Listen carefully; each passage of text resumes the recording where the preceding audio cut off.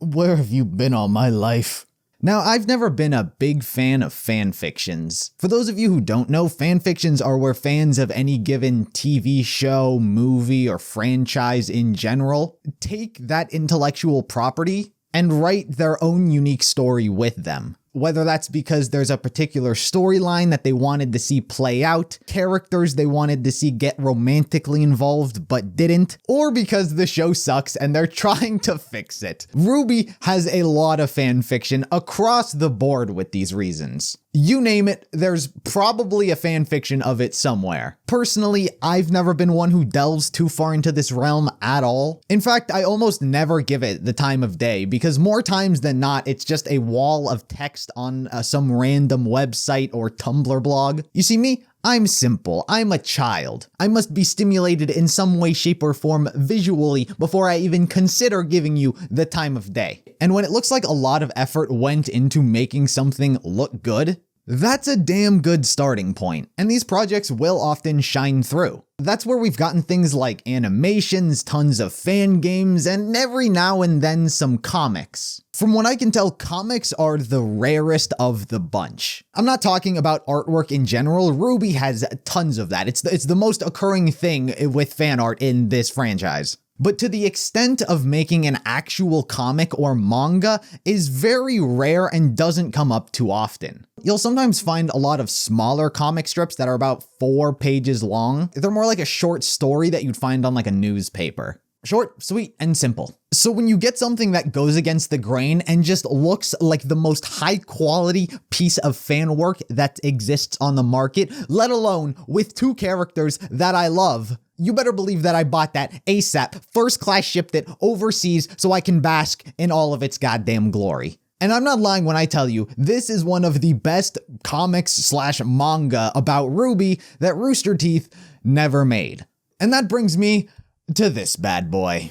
Oh, your eyes do not deceive you. This is a manga, a comic, physical print in the flesh. And yeah, that's Adam and Raven looking like they're about to have the duel of a century. But wait, Adam and Raven never encountered in the show? What is this? You're right, because this isn't anything Rooster Teeth made themselves. This is a fan comic. I just want you to look at the cover.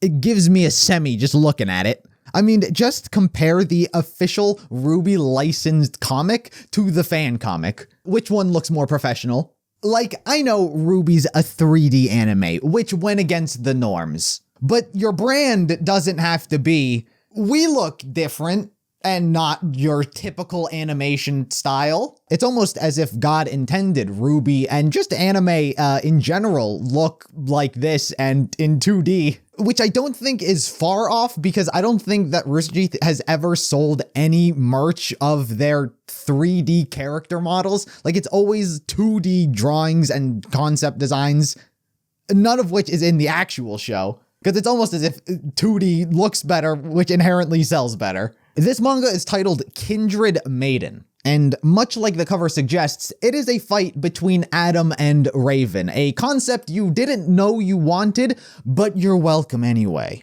Adam and Raven fighting against each other is already a cool concept to begin with, but the fact that pitting them against each other works so well narratively only makes this manga that much better. And it's because this manga has made me as happy as a camper as possible that I decided to share some of this goodness with you guys. Because this comic brings out the true essence of these characters that fans love about them. Not how they are in the show, because both of them share not only similar color palettes and character design, but also the fact that the show hates them and screwed over both of their characters. Which is why this concept takes the versions of both of them that we like and doesn't do what the show did, and instead makes them cool. I will be talking about what happens in the manga, so spoilers for anyone who doesn't want to know what happens, so I guess go buy it yourself. But in reality, I don't know how much of this I can spoil, because there's one slight problem. It's in Japanese, and I don't speak Japanese. I know it looks like I might, but I don't. But what I do have to ensure I got the most authentic, pure to form, no nonsense, no room for error translation is Google Translate. Yet, needless to say, that didn't help, and at times only made things more confusing than a language that I don't know and can't translate at all by myself. I would not recommend using Google Translate. You probably have a better chance learning Japanese already by yourself. But fear not, because the manga is mainly just a fight anyway, so hard to mistranslate cool, but the show does it sometimes, so. This whole thing takes place moments after Adam cuts off Yang's arm. Like literally Blake picks up Yang, runs away, poof, Raven, begin comic. I don't know the exact words she says for why exactly she showed up, but from what I could discern, it's something along the lines of, that was my daughter, you fucked up, insert fight. That's all it needs to make sense. And the fight, multiple things were done here that were so well done, you'd think the show itself would have done them by now, or should have done them by now, but for whatever reason hasn't. Like we all know Crow and Raven can turn into birds, something that they've never used tactically in the show, tactically in the show. But here Raven uses it to tactically throw Adam off guard and lure him into a false sense of security. She jumps into the air and begins free-falling, which to Adam seems like an easy target to snipe down, because as we all know, humans can't really move in the air. But Raven turns into a bird, swoops down, lands an attack on him. Easy. Simple, effective, and awesome. Another thing that was used that I never thought how the show never did anything with were Raven's blades. You know, that giant cylinder of multicolored blades she's rocking that we've never seen her actually genuinely use? Sure, she was pulling them out against Cinder left and right, just smashing them like they were nothing and made of glass. But we never actually got to see them used for the concept that they were designed for. They were just like fodder. I genuinely never thought about how the show never did anything with Raven's blades until reading this. But here, she hits Adam with an ice blade and freezes it stuck. Why does the show refuse to do cool things with the concept that it itself creates? Why do fans have to do it for you? I don't know. But probably my favorite addition in this comic, which genuinely upsets me with how simply perfect it is Raven's tribe. We all saw in the show the Branwen tribe, a group of what looks like homeless people. But in this comic, some White Fang members try to intervene with Raven and Adam's fight, sneak in a little bit one of those camping sniper shots, and Raven is saved by someone who looks just like her, garb, grim mask and all. Who is this mysterious woman who looks exactly like Raven, that one could assume by seeing pictures next to each other? A tribe member, one would assume. I'm so upset that this group of nobodies is Raven's actual tribe in the show. How is this a tribe? How do people know who you are? Y'all just look like you got done playing a long, difficult game of Spelunky with your second cousins. There's no colors, there's no design, there's no uniformity that would indicate that they're even a tribe to begin with. So getting a group of individuals who all dress under a certain style, which lets people know who exactly it is you are messing with, is exactly the perfect sort of thing the show needed. And it also would have perfectly made sense with the whole interaction with Neo on the train. Because as of now, people only have really one of two beliefs as to what happened on that train. Either A, Neo recognized Raven, but that doesn't seem likely because the show never brought it up and did nothing with it. Or B, Neo can sense power levels, I guess.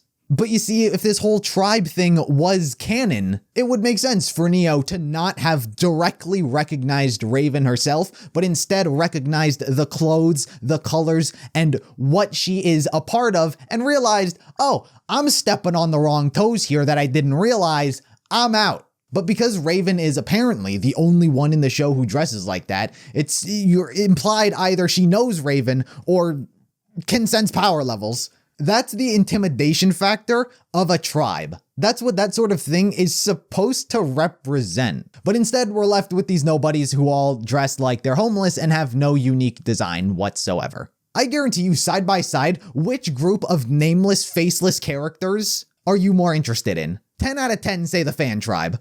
But it doesn't even end there, because there was a small bit of dialogue Google Translate was capable of kind of translating, which kind of made sense. It was a moment during it that draws parallels between Raven and Adam, or should I say contrasts them. Adam refers to his White Fang members as minions, or something along those lines, clearly viewing himself as a figurehead who is in charge of and more important than all of the other people that he's commanding and leading. And he tries to say how he and Raven are the same in this aspect, but Raven rebukes him and says how her tribe are family, all while a picture of Crow and Yang flash by.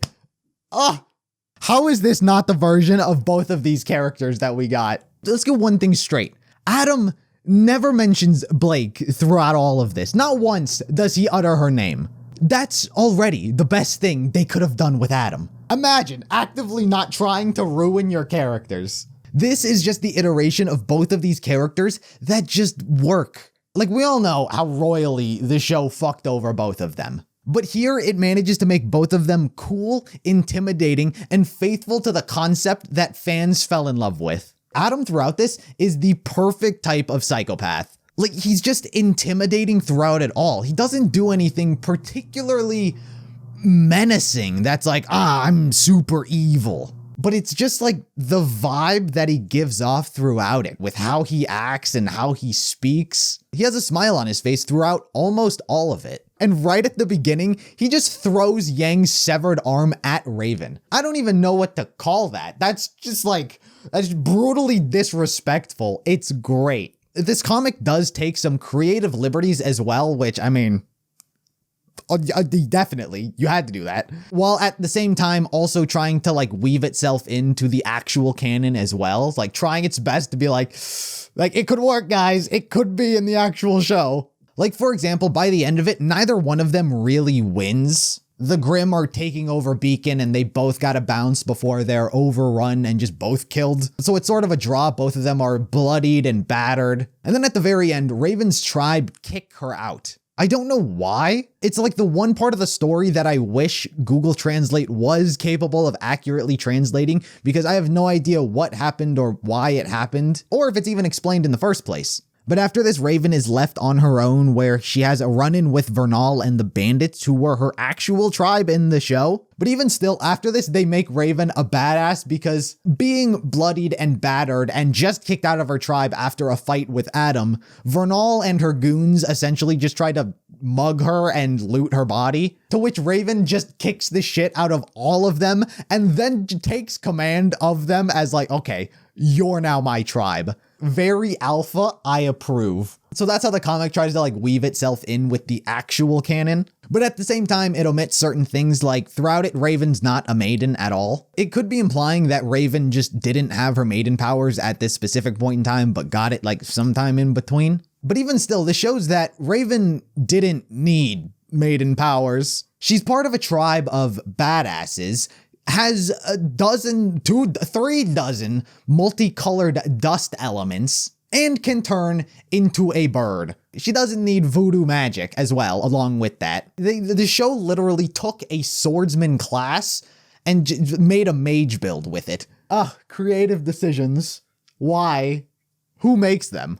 From what I understand, the person who made this comic was really just trying to test out their fight animation skills.